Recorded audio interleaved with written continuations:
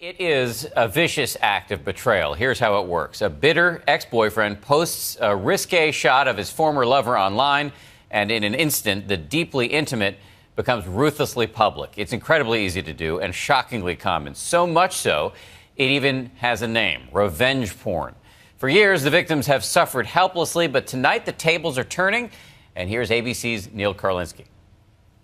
Online, bad news travels fast. But when Kayla Laws found out that a topless picture of her was showing up against her will all over the internet, she was horrified. It's embarrassing to know that they've seen that photo of me, and they know what I look like now topless because of that site. Kayla says she was hacked, but what she didn't know at the time was that she was just another in a long, embarrassed line of women who'd fallen victim to something called revenge porn. Generally, when an ex-boyfriend sends in nude pictures of an old girlfriend just to humiliate her. But in this case, they picked the wrong victim with the right mom. It was extremely difficult for my whole family. It wasn't even just my daughter that was victimized. It was really the entire family, because it impacts everybody in the victim's life.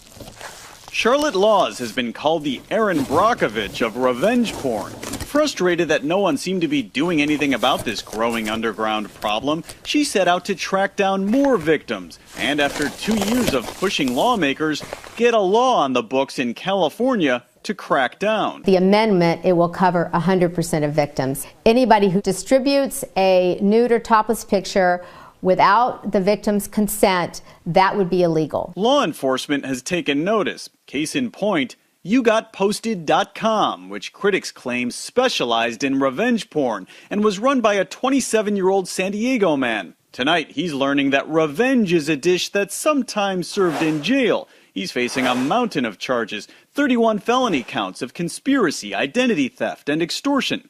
Investigators say he got himself into trouble not by simply humiliating people, but by charging his victims between $250 and $350 to remove the images, using emails sent through a website called ChangeMyReputation.com. Court documents say he collected in excess of $10,000. Money from often desperate victims.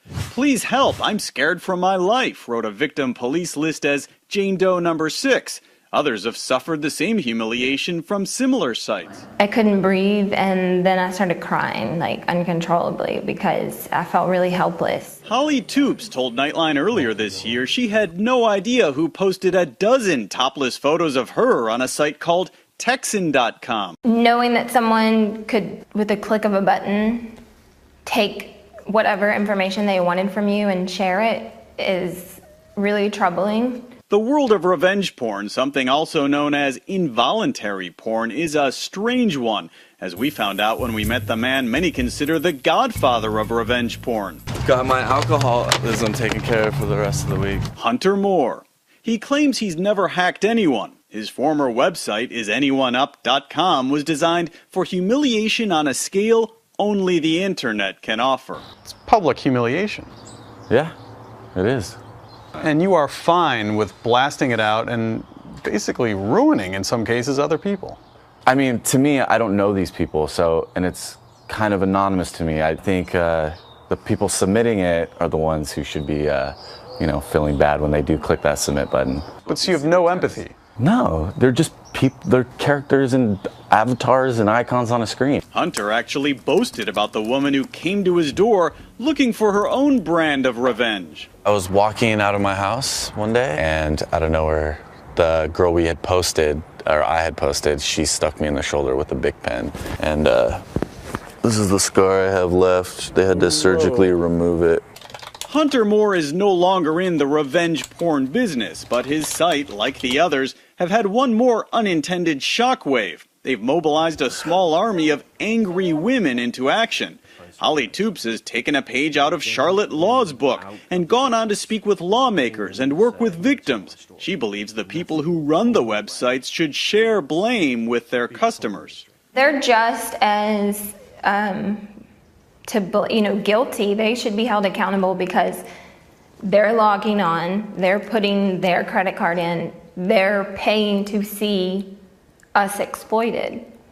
And Again, if there wasn't those disgusting people paid, then maybe there wouldn't be a website. But legislating revenge porn out of existence is no small task. Hunter Moore left his popular site not because he was threatened or sued, but because he was bought out by a man named James McGibney, who says he bought it to be the good guy, to shut it down as a sort of public service. But it also instantly gave him 2 million visitors for a new venture, which, by the way, is closely tied to another revenge-based website called Cheaterville. There's just a full day of just alleged cheaters. A website devoted to people posting about their spouses or partners cheating.